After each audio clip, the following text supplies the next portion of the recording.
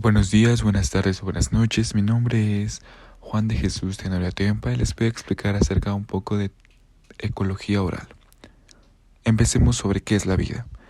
Es un proceso de orden de energía y materia que sirve para mantener factores como el pH y la temperatura. Por otro lado está la entropía, que es la variabilidad de energía, materia y estructura que son incompatibles con la vida. Ahora bien, un organismo utiliza una vía distinta para mantener su materia y su energía estable. Hay dos tipos de respiración: la aerobia, que se ocupa el oxígeno como aceptor final de electrones, que es una ruta muy eficiente de la glucosa, produce ATP, y luego tenemos la anaerobia, utilizan cualquier otro elemento del lado derecho de la tabla periódica con menor electronegatividad. Luego tenemos la anaerobia, que utiliza cualquier otro elemento del otro lado de la tabla periódica, es decir, al contrario de donde está el oxígeno, es decir, el lado derecho, con menor electronegatividad que el oxígeno. Por lo tanto, produce menos ATP, como puede ser dióxido de carbono, que esto ya es un compuesto, o bien el sodio, el helio o el azufre. Ahora, en los organismos también se identifican como autótrofos y heterótrofos, que esto depende sobre la obtención del carbono, de cómo ellos obtienen el carbono. En los autótrofos obtienen el carbono del dióxido de carbono atmosférico. En los heterótrofos obtienen el carbono de compuestos, como los complejos de carbono. Bien, fermentación es un proceso catabólico de oxidación incompleta. Este no requiere oxígeno y como producto final es un compuesto orgánico, es decir, es muy común en los organismos heterótrofos. Paso limitante de NADH a NAD. La glucólisis para funcionar necesita de NAD, lo cual recibe hidrógenos para que ésta se convierta en NADH.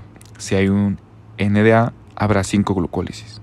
Si se termina el NA por obvias razones, no habrá glucólisis. Para eso existen dos vías principales: la de piruvato a lactato, que es de NADH a NAD, y de piruvato a etanol, que de igual manera es de NADH a NAD.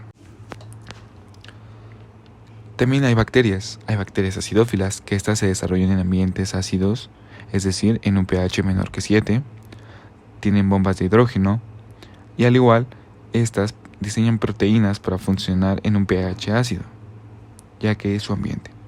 También hay bacterias fermentadoras.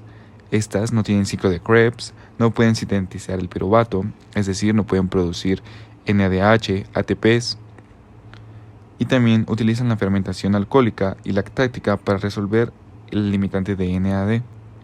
Ahora, el hierro igual tiene una forma útil, tiene una utilidad, forma hemo, que este es un átomo de hierro con otras proteínas.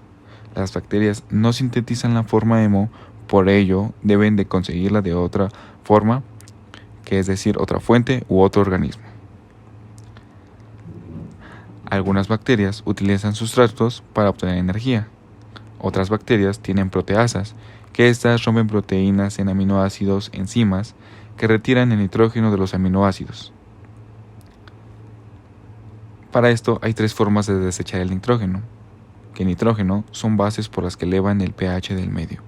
Y como hay bacterias que deben de vivir en pH ácido, es por eso que recurren a estos métodos. Apnofélicos, que producen amoníaco muy tóxico. Ureotélicos, que producen ácido úrico, que es muy reactivo. O ureotélicos, que producen urea, pero es un poco menos reactivo. Pues bien, sigamos con el término de entropía. Viene del griego evolución o transformación, que varios autores la definen como distribución aleatoria de un sistema, es decir, energía uniformemente. Si es energía, es más útil cuando está concentrada, pero menos útil cuando está dispersa. La energía, al recibir un proceso de dispersión, este proceso es irreversible, por lo que el tiempo y la entropía avanza. Es decir, la energía, cuando se dispersa con el tiempo, se vuelve entropía, por lo que en el mundo o a nuestro alrededor hay más entropía. En la vida, es una disminución de la entropía, por lo que mantiene constantes de vida, como el pH, la presión o la temperatura. Pero estas constantes de vida están en contra de la entropía. Es decir, en un sistema ordenado, una inyección de energía de baja entropía es energía concentrada, como el Sol, ya que el Sol genera un fotón de mayor energía hacia nosotros, pero la Tierra, al absorber esa energía, la dispersa en otros 20 fotones de menor energía, convirtiéndolo en entropía.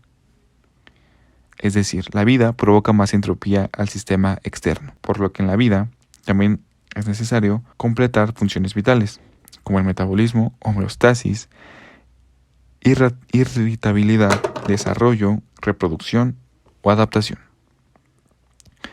Vuelvo a explicar el término en la forma más fácil que se puede explicar. El Sol a nosotros nos da energía, pero nosotros, bueno, no nosotros, en la Tierra o el organismo que lo absorbe, la distribuye esa energía, por lo que la vuelve entropía. Es decir, entropía es energía pero de baja concentración. Pues bien, ahora hablemos sobre las bacterias. Las bacterias son microorganismos procariotas que pueden llegar a medir de 0.5 a 5 nanómetros de longitud. Tienen diversas formas, no tienen núcleos definidos ni organelos. Tienen una pared de peptidoglucanos, generalmente. Algunos tienen sistemas de locomoción, que son los flagelos. Algunos son oblicuas, ya que intervienen en el ciclo bioquímico, como en el ciclo del nitrógeno. Las bacterias tienen diferentes formas. Están las bacterias cocos, que tienen forma esférica, pero para esto también pueden organizarse de diferentes maneras, que pueden ser los diplococos, que son cocos en grupo de 2, tetracocos, que son cocos en grupo de 4. También tenemos los streptococcus, que son cocos en cadenas, es decir, se duplican en eje horizontal. Pero también tenemos los estafilococcus, que son cocos en racimos, como un racimo de uvas, se duplican en ejes horizontal y vertical. También tenemos los bacilos, que son en forma de bastoncillo, o tenemos formas helicoidales. También tenemos formas helicoidales, que puede ser un vibrio, que en forma de yoma, un espirilo, que es forma helicoidal rígida, o tenemos un espiroqueta, que es forma de tirabosa. Ahora, la forma es definida por el citoesqueleto y la pared celular. Las bacterias pueden anclarse a superficies y formar un agregado celular, como puede ser biopelícula, que forma una comunidad de especies, que son los microcolonias, y en esas microcolonias hay simbiosis y canales de nutrición. Las bacterias, en su nucleoide, contienen ADN circular y tienen un único cromosoma. También tienen organelos que no tienen membranas, tienen plásmidos, que son moléculas circulares del ADN, tienen vacuolas, que son gránulos con sustancias de reserva, tienen ribosomas, que es la síntesis de proteínas, que son 705. Tienen membrana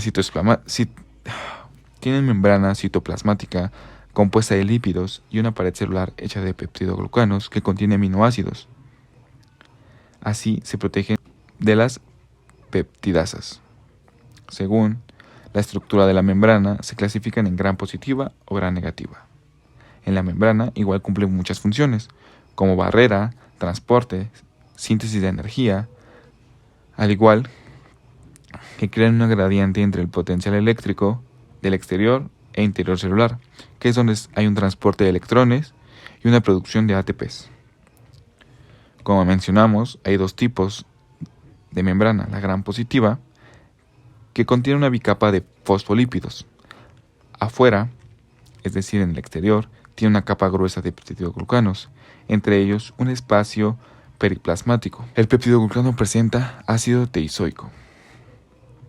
Esta pared gruesa de peptidoglucanos, y en la gram negativa, son dos bicapas de fosfolípidos, una externa y otra interna, en relación a la pared de peptidoglucanos. La capa externa se unen lipolisacáridos y En la capa externa se unen lipolisacáridos y lipoproteínas. En la capa externa tienen la bicapa de fosfolípidos, luego sigue la pared de peptidoglucanos más delgada y luego sigue una bicapa de fosfolípidos interna. Ahora, si hay diferencias en la estructura de las capas es por los cambios en la susceptibilidad antibiótica y los micoplasmas no tienen pared celular. Ok, en las bacterias, como había mencionado, hay flagelos, que son largos apéndices filamentosos de proteínas. Son impulsados por transferencia de iones movidos por un gradiente en la membrana. Tenemos fimbrias, que son filamentos finos que distribuyen sobre la superficie de la célula. Parecen pelos finos y estos ayudan a la adherencia. Tenemos los pili, que son mayores que las fimbrias y son utilizados para la transferencia de material genético en la conjugación bacteriana. Tenemos euporla, que son bacterias que acumulan material. Si es rígido, los acumulan en cápsulas y si es flexible, es en glicocálix. Protegen a la célula de ser fagocitada, actúa como antígeno y también ayuda a la adherencia y formación de biopelícula.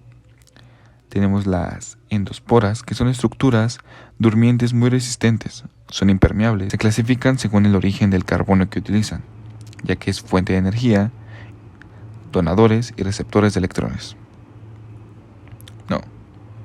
No.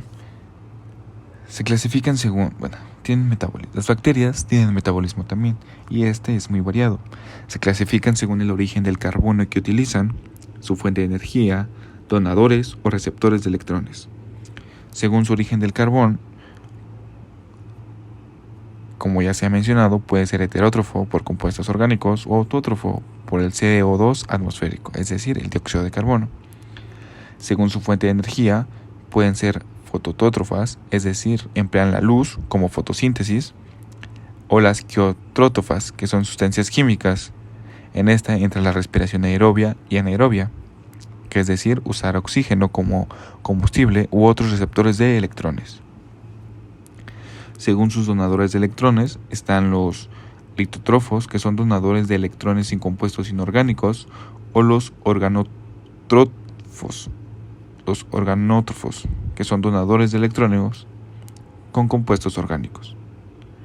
En la reproducción, ocurre por duplicación, se obtienen células con información genética idéntica, o existen, como ya se había mencionado, las bacterias gram positivas que se dividen, o están las bacterias gram positivas que estas se dividen cada 20 o 30 minutos, y las gram negativas que se dividen cada 15 o 20 minutos.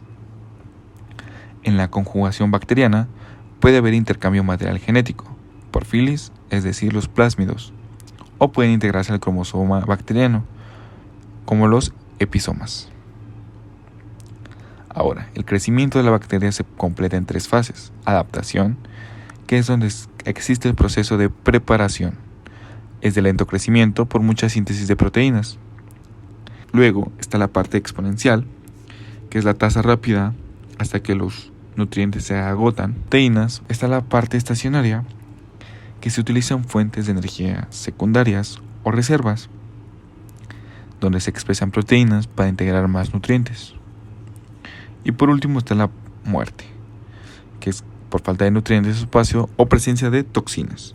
Muy bien. El ADN con las bacterias, existe el cromosoma circular del ADN. Pocos son lineales. En el ADN puede haber plásmidos que se comparten entre otras células bacteriófagas. Son virus de bacterias. Así pueden insertar ADN y pueden convertir una bacteria inofensiva en una bacteria letal. Al igual que las bacterias, pueden recolectar ADN del ambiente llamado transformación, y factores como los rayos UV o toxinas en las bacterias pueden provocar mutación. Ok, empezando con las bacterias, tenemos a la Staphylococcus, que crece en patrón de uvas.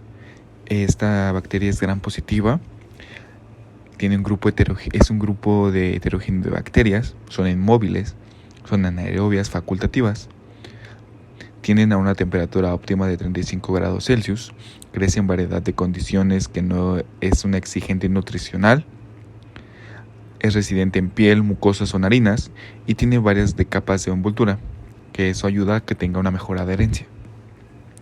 En la patogenia, tiene un crecimiento in vitro, es decir, necesita sangre, proteínas y grupo hemo. En el grupo hemo, ya que viene de una forma biológica del elemento hierro, en su síntesis no la hacen las bacterias, por lo que tienen que conseguirlas de otros organismos como es la sangre. En la virulencia, se controla por plasmiolos y quorum sensing. Si la densidad es baja, se promueve la adhesión y colonización. Si la densidad es alta, se promueve la invasión tisular al producir enzimas y toxinas. Entre otros, al intentar conseguir un nicho y nutrientes, la bacteria activa su parte de invasión, con lo que procede a una variedad de toxinas. Por otro lado, tenemos la Staphylococcus aureus, que igual crece en racimos de uvas. Una de sus características es que es un estafilococo dorado. Es anaerobio facultativo, de igual manera es gram positivo e es inmóvil. Produce coagulasa y catalasa, una de cada 3 personas lo tiene. Es la principal causa de infección hospitalaria. Habita en mucosas y piel, igual que la Staphylococcus normal. Es resistente a la penicilina y está recubierta de una capa de polisacáridos externos. Pues bien, esta bacteria tiene infecciones supurativas, que es decir, en crecimiento de la bacteria, al crecer la bacteria, forma una colonia. Esta bacteria tiene infecciones, que son infecciones supurativas, es decir, mientras más va creciendo la bacteria, se va formando una colonia y tiene presencia directa con el tejido. Ok. Entre sus infecciones están abscesos, que es la acumulación de pus en piel y mucosas. Tiene impétigo, que es infección superficial de la piel, producida cuando hay una erosión o herida en la piel. Y también genera vesículas. Tiene foliculitis, infección en los folículos pilosos, lesiones dolorosas, y estas son de color rojizas y son pequeñas. Hay celulitis, que es en zona orbitaria donde hay edemas, dolor, eritema. Al igual hay presencia de fiebre. Y por último, está la endocarditis, que es la disminución por una herida en piel o mucosa. Es decir, en corazón, hueso, articulaciones o músculo. Entre las enfermedades está la dermatitis exfoliativa, que es un eritema extenso y descamativo de la piel, que llega a producir hipotermia, deshidratación y pérdida de eritrocitos. Está la intoxicación alimentaria, que son toxinas termoestables que aunque se haya cocinado los alimentos, estas quedan activas. Estas pueden destruir los enteroates del intestino, por lo que va a haber una disminución a la capacidad de absorber el alimento y va a aumentar la osmoralidad. Al igual, hay síndrome de choque tóxico, que es una intoxicación multisistémica. Algunas toxinas o proteínas antigénicas producen muchas intertoxinas que provocan gran vasodilatación, por lo que va a haber una baja de presión arterial y puede llegar a ocasionar muerte. Entre otros, tiene una gran diversidad de enzimas, toxinas y antígenos. Por ello, se producen muchos síntomas y forma de destrucción de tejidos. La Staphylococcus aureus, que se encuentra vaginalmente, es asintomático, ya que se encuentra controlada y equilibrada de otras bacterias y sistema inmune de la mucosa. Bien, explicaremos la pared celular del Staphylococcus, ya que es una bacteria muy común. Como se dijo, esta es gram positiva, cuenta con una bicapa de fosfolípidos, cuenta con su pared de peptidoglucanos y también cuenta con su cápsula mucoide. Su cápsula mixoide. Mucoide. Ok, en la cápsula tenemos al peptidoglucano, que está activa al sistema inmune, atrae leucocitos y es sensible a la lisosoma que lo destruye.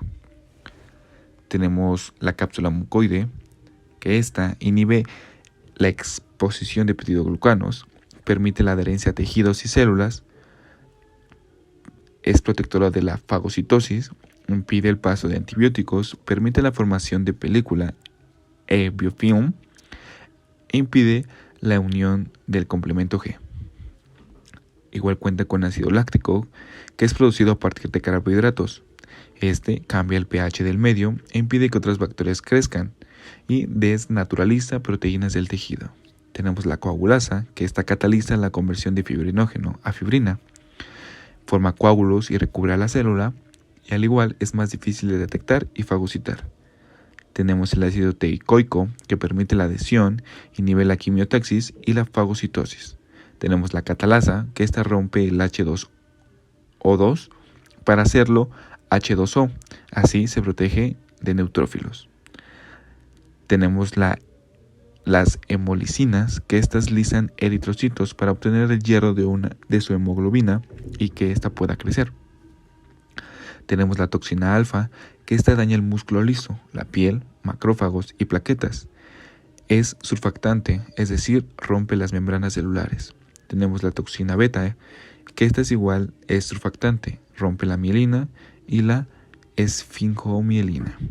Tenemos la leucocidina, que es surfactante igual, rompe la membrana de macrófagos y células polimorfonucleares.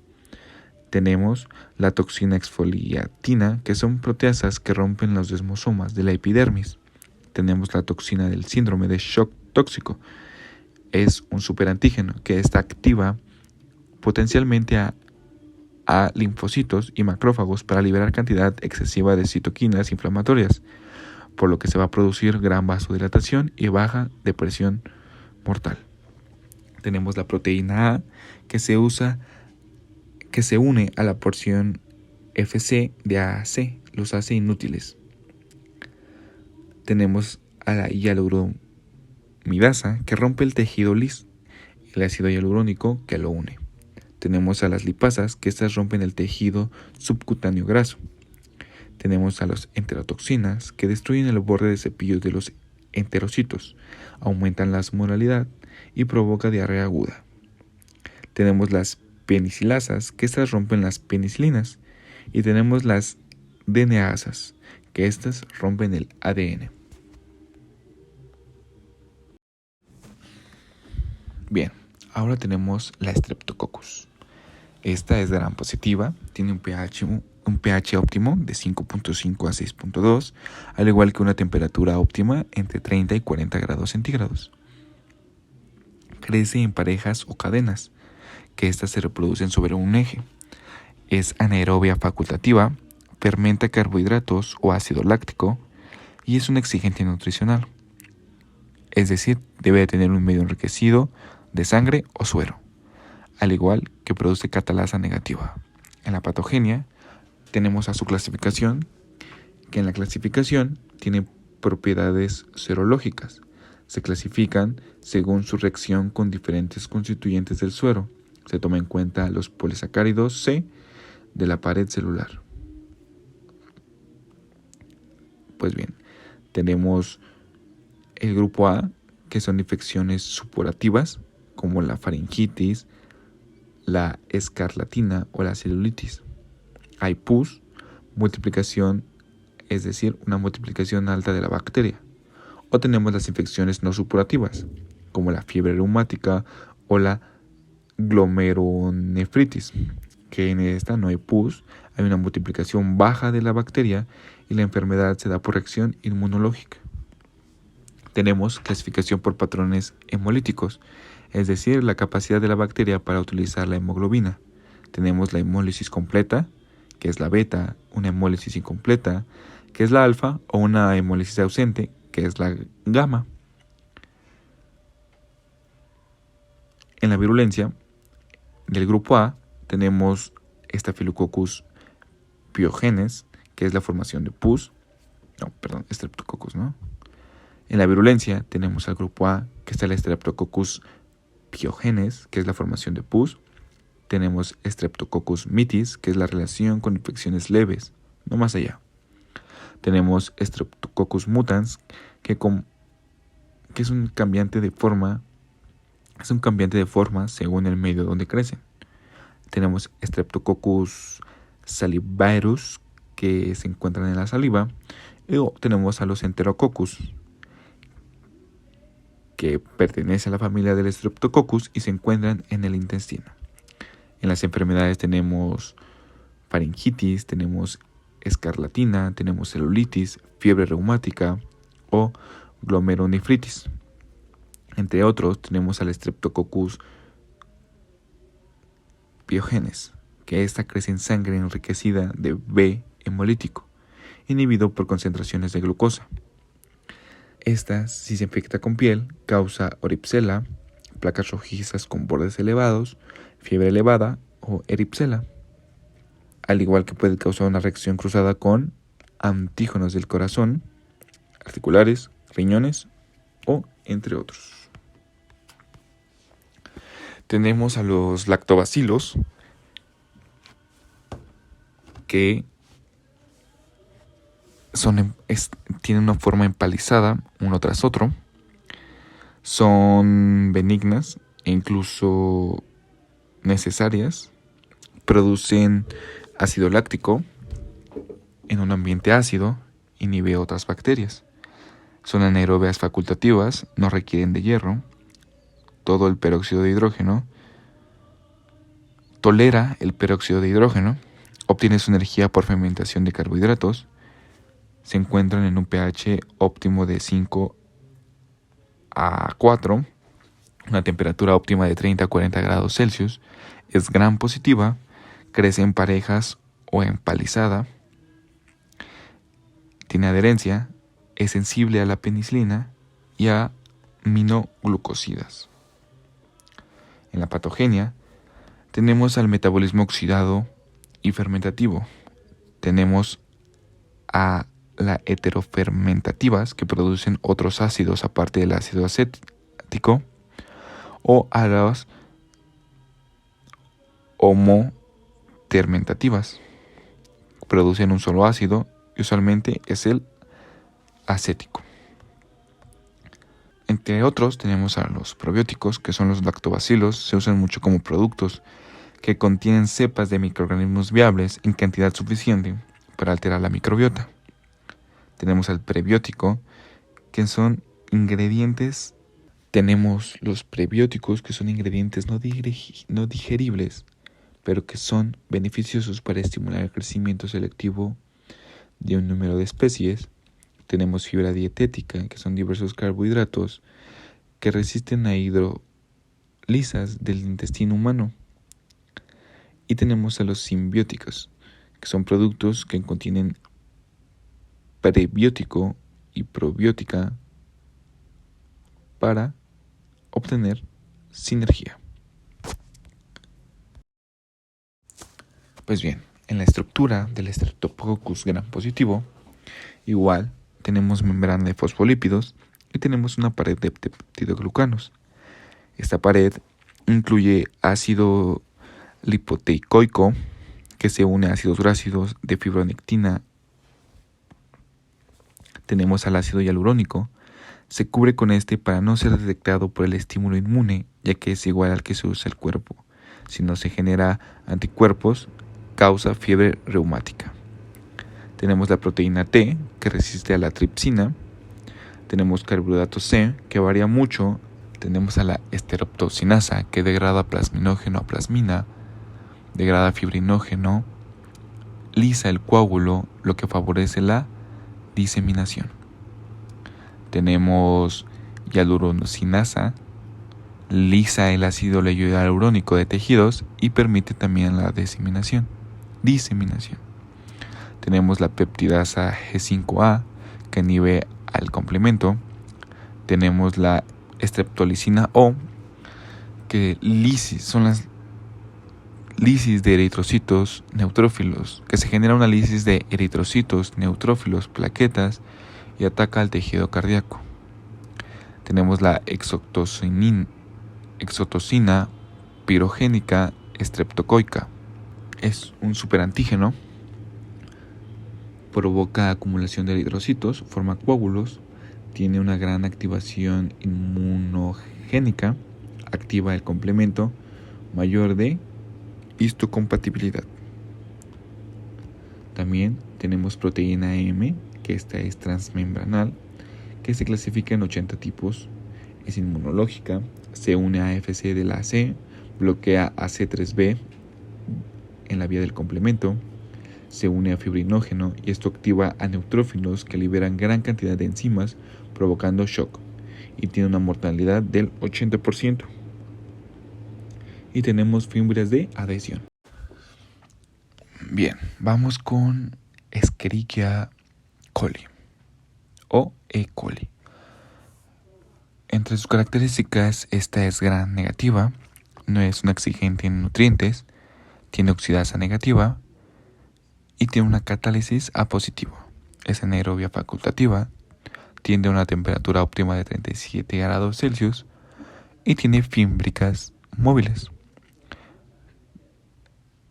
Puede tener un pH de 4.4, fermenta glucosa y lactosa produciendo ácido y gas. Es una bacteria comercial en la mayoría de mamíferos sanos. Se encuentran horas después del nacimiento y crece muy rápido.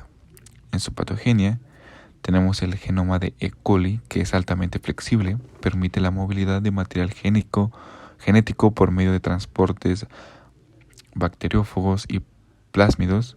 Origina cepas patogénicas que cambian características como los LPS, antígenos, OHs, el potasio y su modo de acción.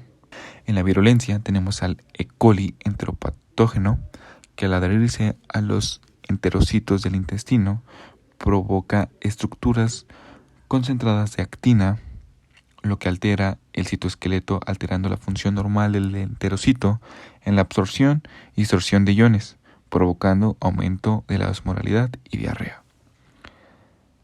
Tenemos a la E. coli enteroxigénica, que esta produce dos toxinas, una resistente al dolor y otra termolábil. Esta toxina, lo cual activa la proteína quinasa, que altera los canales de calcio, impide la secreción de calcio y reabsorción de cloruro de sodio. Esto aumenta la concentración de iones en la luz, lo que también provoca diarrea. Tenemos a la E. coli enteroagregativa, que tiene un crecimiento unido en forma de ladrillos apilados. No invade, pero produce enterotoxinas que causan igual diarrea.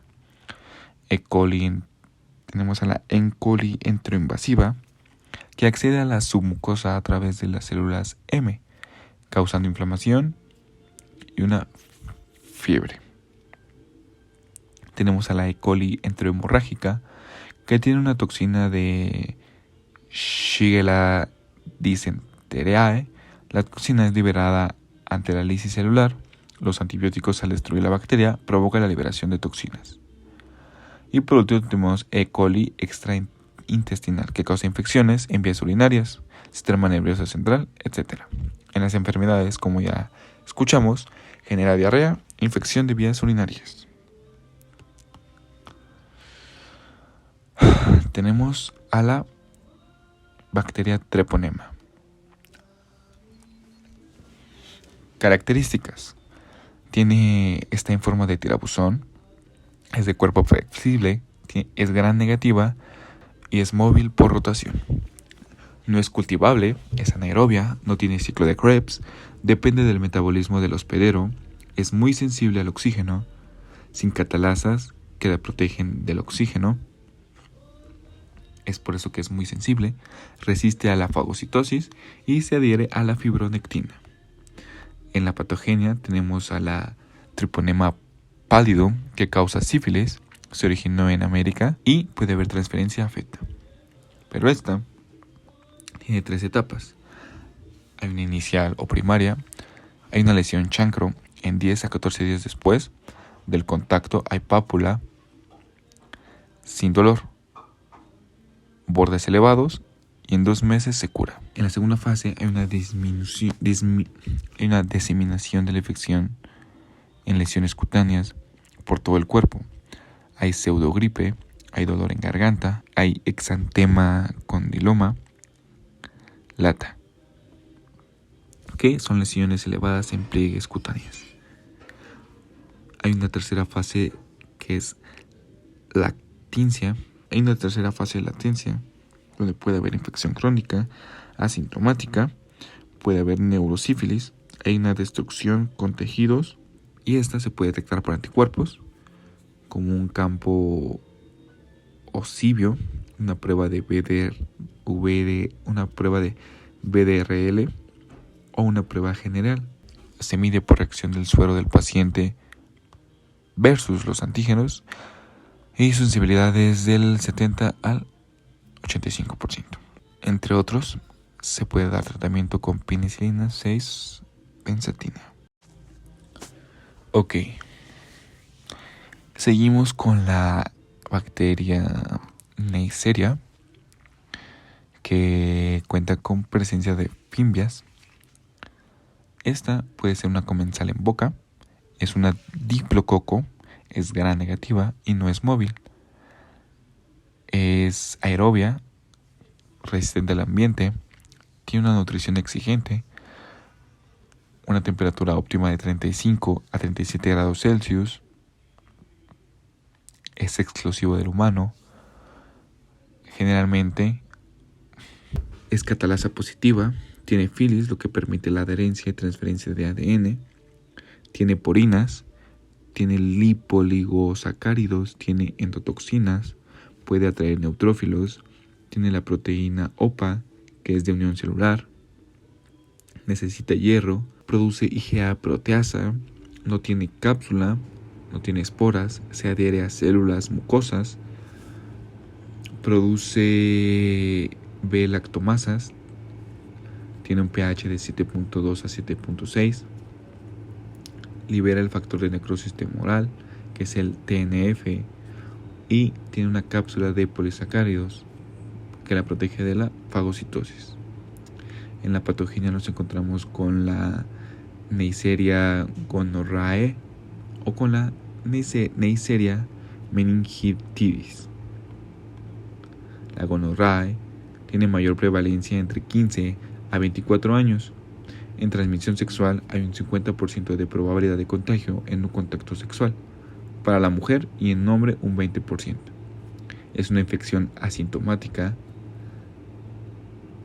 Después de 2 a 5 días hay exudado purulento, fisura, epidermis, prostatitis, enfermedad pélvica inflamatoria, salpingitis, y hay más riesgo si hay presencia de DIU en las mujeres. Y esta se trata con penicilina.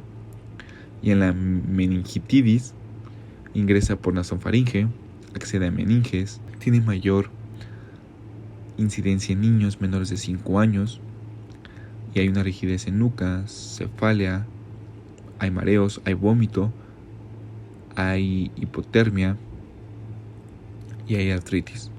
Pero para esta hay vacuna.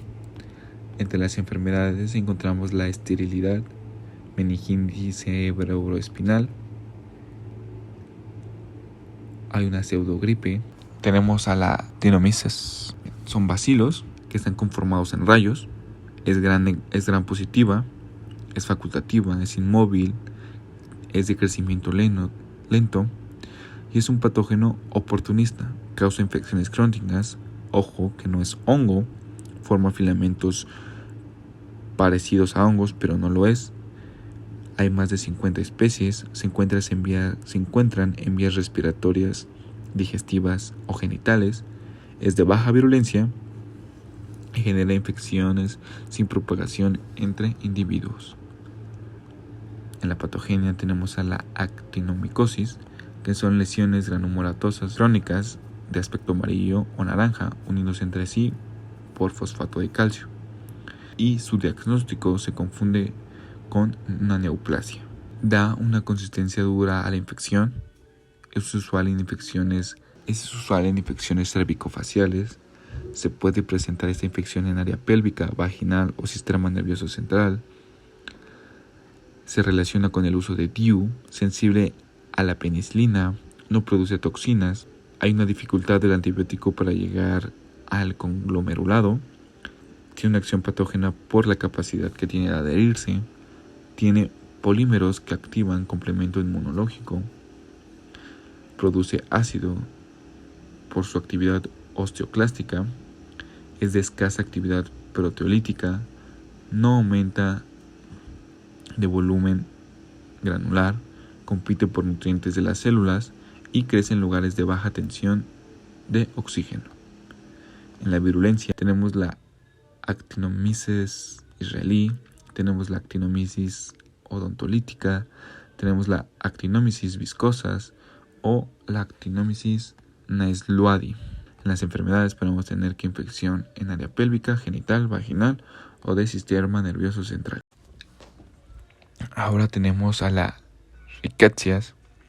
Esta es muy pequeña, es gram negativa, de muy poco porcentaje de peptidoglucanos, no tienen muchas rutas metabólicas como la glucólisis, son intracelulares a las mitocondrias, no crecen en cultivos, genéticamente se parecen, transmitidas por ácaros, garrapatas, pulgas o piojos. Esta bacteria no es sensible a la penicilina, ya que tiene poco peptidoglucano, poco metabolismo y tiene una doble membrana. Causa fiebre o daño en músculos, se detecta por examen de laboratorio como reacciones fibriles, donde el suero del paciente se coloca con anticuerpos específicos. Si hay reacción, indica presencia de Rickettsia. Tenemos a la Salmonella, es una enterobacteria usual en los intestinos, es gram negativa, es intracelular, es anaeróbica y produce toxinas. Se transmite por heces en alimentos, causan diarrea o fiebre, aparece como brotes en escuelas o restaurantes, tiene un periodo de incubación de 5 a 36 horas, no resisten a un pH ácido. Si en el estómago hay un pH básico, por omeprazol o alimentos, es más posible la infección. Se usa cefalospirinas, cloranificol o ciproproxalina de 3 o ciproproxacina de tercera a quinta generación y se puede detectar por cultivo o reacciones febriles por cultivos. Tenemos a la Clostridium difficile. Este es un bacilo gram positivo, es móvil, es bacilar, forma esporas, es anaerobio estricto, es parte de la microbiota normal intestinal, se relaciona con una diarrea aguda, esta se puede tratar con metronidazol, es comensual usarla en el intestino, es de difícil crecimiento in vitro, de crecimiento lento, causa infección como erradicación de microbiota comensal, tiene una toxina A que es la enterotoxina que produce necrosis hemorrágica. Tenemos la toxina B, que es citotóxica, que despolimeriza a la actina y se pierde el citoesqueleto celular. Esta es hyaluronizada, enzima que facilita la infección, se transmite de persona a persona, resiste a la mayoría de antibióticos, es sensible al metronidazol y como tratamiento se puede usar el trasplante fecal. Por último tenemos a la Pseudomonas aeruginosa, que esta es una bacteria gram negativa, es aeróbica, tiene movilidad unipolar, es oportunista, produce variedad de toxinas, produce biofilm, exigente en nutrientes, crece en la tierra, esta infecta pulmones, heridas o vías urinarias, tiene una muerte en 70 días y resiste a muchos antibióticos por varios mecanismos. Ok, iniciamos con los virus del papiloma humano. En sus características tenemos que es un papiloma, que es tejido epitelial hipertrofiado como papilas, codifica proteínas que estimulan la proliferación celular, tiene prevalencia en cabeza y cuello y se expresa en varios genes. En la patogenia tenemos que hay genes de erosión temprana, que es donde se replica el genoma de 50 a 100 veces afuera del núcleo. Y también hay genes de expresión tardía, L1 y L2, en capa superior. Diferenciado en queratinocitos, se replica en núcleo celular. También tenemos genes de expresión tardía, que es L1 y L2. Esto en capa superior celular, diferenciada en queratinocitos, se replica en núcleo celular. El virus son partículas pequeñas icosaédricas sin envoltura. Cada virus cuenta con cada virión cuenta con 72 capsómeros y cada capsómero cuenta con proteínas de capsoide, que es la L1 y la L2. Tiene un ADN circular con doble hélice y hay 100 subtipos. Hay 100 subtipos. La variante principal es L1. La enfermedad está relacionada con el carcinoma orofaríngeo y también hay enfermedades que se clasifican en cutáneas y mucosas. En las proteínas relevantes tenemos a la E6, la cual su función es inhibe la expansión de P53. La E7 induce la replicación celular. La E5 que estabiliza el factor de crecimiento epidérmico. También tenemos métodos de diagnóstico, que es el test cervical, que detecta células animales. Para esto, este virus existe en tenemos la vacuna VPH, que es una vacuna que se recomienda antes de comenzar una vida sexual, que esta es beneficiosa para toda la población y se delimita a mujeres jóvenes por cuestión de precios y población de riesgo.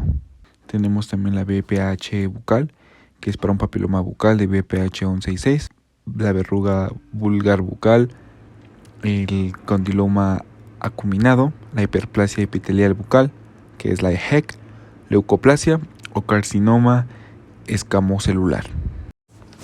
Después tenemos al herpes, que puede desarrollar ampollas acuosas en piel y membranas, varía su intensidad, es asintomática, pero después puede volverse muy doloroso. Este virus puede ser neurotrópico, pero también pueden ser neuroinvasivos. Son latentes en cuerpos celulares neuronales y algunas personas pueden tener episodios esporádicos. El virus casi no se replica, no es presentado por el MHC1. Si hay alteraciones en la neurona, hay una síntesis metabólica, hace que el virus se active ya que está en peligro por las condiciones en la neurona. El virus viaja por el axón y pasa por la piel para infectar a otros test metabólico. También puede afectar neuronas y activar pulsaciones neuronales. El ADN de este virus es lineal bacteriano, tiene glicoproteínas unidos a la membrana celular, tiene sulfato de parán y glicoproteínas, y este virus activa la presentación de antígenos.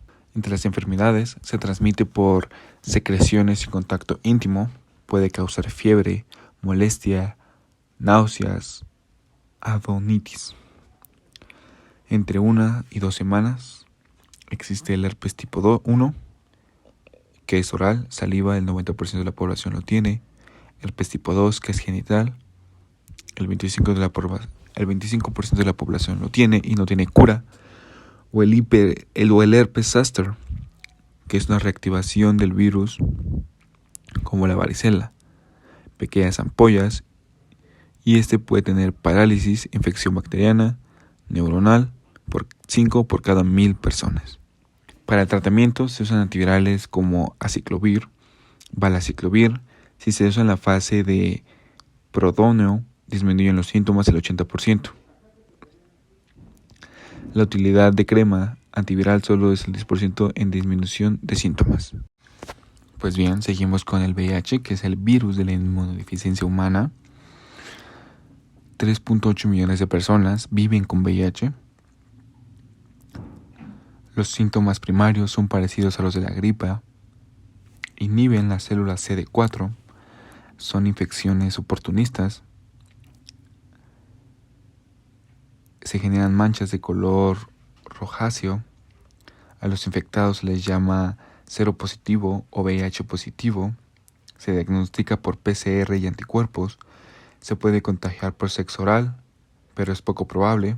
El virus Este también se transmite por actividad sexual desprotegida o por compartir agujas o por transmisión entre madre e hijo, transfusión de sangre, y no es posible por mosquitos. La mutación del virus de la inmunodeficiencia humana en simios se le llama BIS. Como se dijo, hay una disminución de células CD4. Este virus es más viral en transmisiones sexuales. Este virus es más viral en homosexuales que en infecciones heterosexuales. Se genera una resistencia al VIH por mutación en el CCR5, en el receptor CCR5. Hay una prevalencia en mujeres en casa de bajos recursos con una pareja y en profesionales de la salud, gracias a las transfusiones de sangre. Este no se transmite por contacto casual, como en las manos, saludos, abrazos, tos, insectos, etc. Es un lentivirus y también es un retroviradae. Este virus expresa enzimas, que es la transcriptasa inversa hacia el RNA para generar DNA, la integrasa, que integra el ADN viral a lo humano, y la proteasa, que rompe proteínas largas para el ensamble del virus. En las enfermedades se transmite por acto sexual, es compartir agujas de madre a hijo o transfusión de sangre. La etapa aguda se da en la 6ª semana. La etapa positiva infectora, ya que el cuerpo aún no tiene anticuerpos. Luego los pacientes se vuelven asintomáticos. O también el sarcoma de Kaposi, que es un tumor maligno. Tenemos la fase aguda, que es el CD4. En las células CD4 hay menos de 500. Síntoma de gripe y presenta síntomas de gripe. Está la fase crónica, que las células CD4 van disminuyendo y el paciente se vuelve asintomático. Y por último, el SIDA, que es donde las células CD4 hay menos de 200 y es donde se generan infecciones oportunistas. En la patogenia, expresa análogos de crecimiento de antígenos. Dentro de la patogenia, el virus expresa análogos del crecimiento de oncógenes. Se relaciona a cáncer o tumores y activa genes como la interleucina 2 y la interleucina 3. Luego, las glucoproteínas se unen a proteínas del CD4 que tienen receptor CD4 y CCR5. Luego, la transcriptasa inversa hace muchos errores y genera nuevas cepas en una misma persona, por lo que se genera el VIH tipo 1, más grave, más infeccioso y progresa más rápido en un año. Tenemos el VIH tipo 2, menos grave o progresa más lento. El VIH tiene preferencia por CD4, ya que tiene los receptores para ello, pero al infectarse, el MHC1 expresa antígenos del virus. Esto provoca que CD8, que es linfocito citotóxico, destruya a CD4. Tenemos a la cándida también, que es un hongo diploide asexual. Tiene digestión extracelular de azúcares por fermentación. Es heterótrofo, degrada materia orgánica, eucarionte. No tiene clorofila, tiene pared celular rígida, formada por quitina y glucano, con membrana celular y con ergoesterol. Es parte de la microbiota del cuerpo, pero si hay alteraciones en el ecosistema por antibióticos o enfermedades, puede proliferar. Tiene mitocondria, ribosoma, genera CO2, presenta dimorfismo, no tiene tejidos, necesita H2O, lípidos y sales. En el género conlleva 200 especies, principalmente es Candida albicans, que ocupa un 80%, y Candida blattata en un 10%. Esta puede producir micosis superficial, profunda y sistémica. Hace arreglos cromosómicos para generar cambios fenotípicos. Crece en Dextrosa saburrat. Tiene una incidencia hasta del 35%. La cándida puede provocar una inflamación crónica que interfiere con el ciclo celular con un factor cancerígeno. Entre los factores de virulencia tiene la capacidad de adherirse a distintas superficies. Dentro de los factores de virulencia, tiene una capacidad de adherirse a muchas superficies, desde epitelios inertes. Hay dimorfismo fenotípico, que esto causa que pueda cambiar de forma según las condiciones a las que se adapta. Desarrolla hifas. Esta es una forma más fácil para la fagocitosis. Produce proteasa IgA, produce fosfolipasa que daña las membranas celulares, produce enzimas hidrolíticas y también secreta aspartilproteasa que degrada proteínas extracelulares. Dentro de las enfermedades puede provocar inflamaciones crónicas que interfieren con el ciclo celular.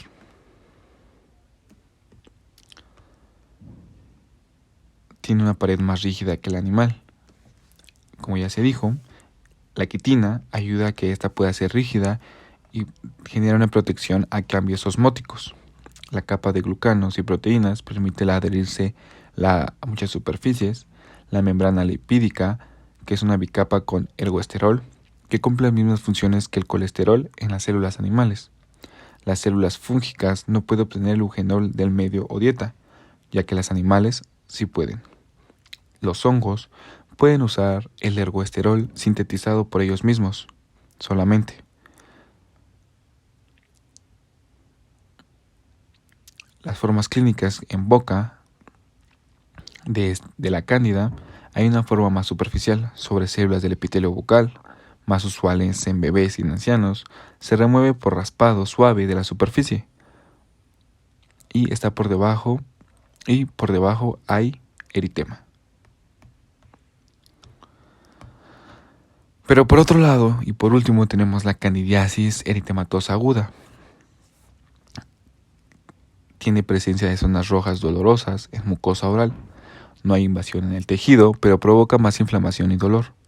No hay capa blanca, no es superficial y no se puede retirar. Su forma es heterogénea y es más posible para diagnosticar cáncer. Para el control de la cándida bucal, es necesario investigar qué factor provocó disbiosis en la microbiota, pero el fármaco que principalmente se receta es la histamina, que inhibe la síntesis del ergosterol. El uso de detergentes fuertes, antibióticos y desinfectantes genera disbiosis en la microbiota. Las dietas ricas en carbohidratos simples igual aumentan la cándida.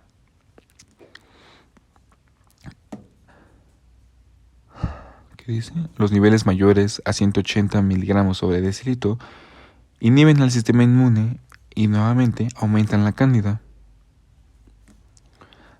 Niveles menores a 500 de CD4 aumentan la cándida. Terapia de reemplazo hormonal igual aumentan la cándida. La infección de persona a persona es rara, ya que la mayoría de nosotros tenemos cándida, pero es regular. Como último tenemos una respuesta inmune a los virus. Los virus pueden alterar la respuesta inmune, la división celular y la apoptosis. Esto puede alterar congénitas, como puede ser cáncer, enfermedades autoinmunes, crecimiento y reproducción autónoma.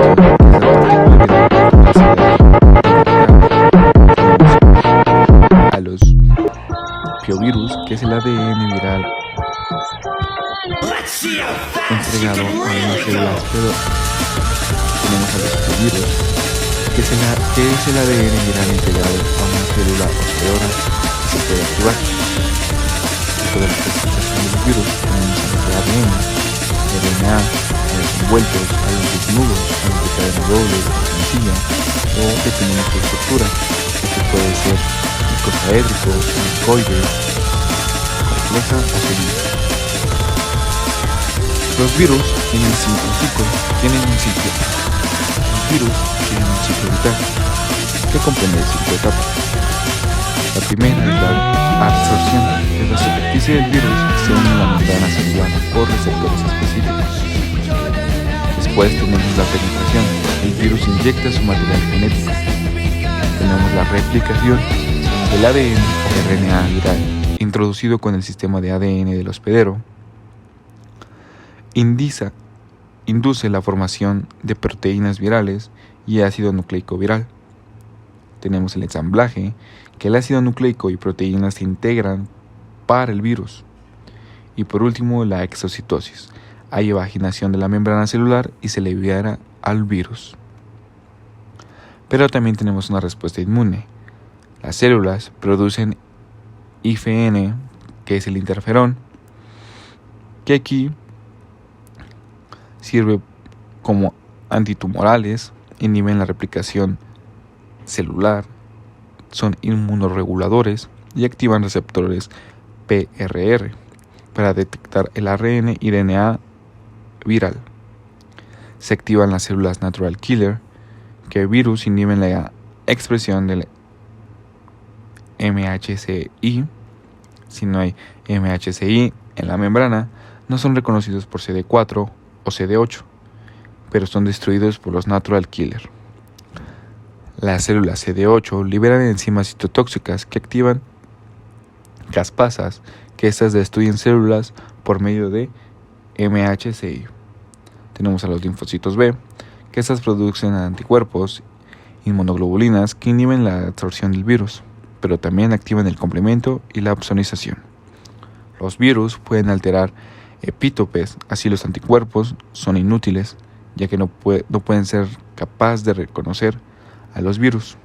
Los virus pueden producir inhibidores del complemento, bloques del MHC, alterar y destruir células CD4 o CD8, y también pueden inducir apoptosis o inhibirla.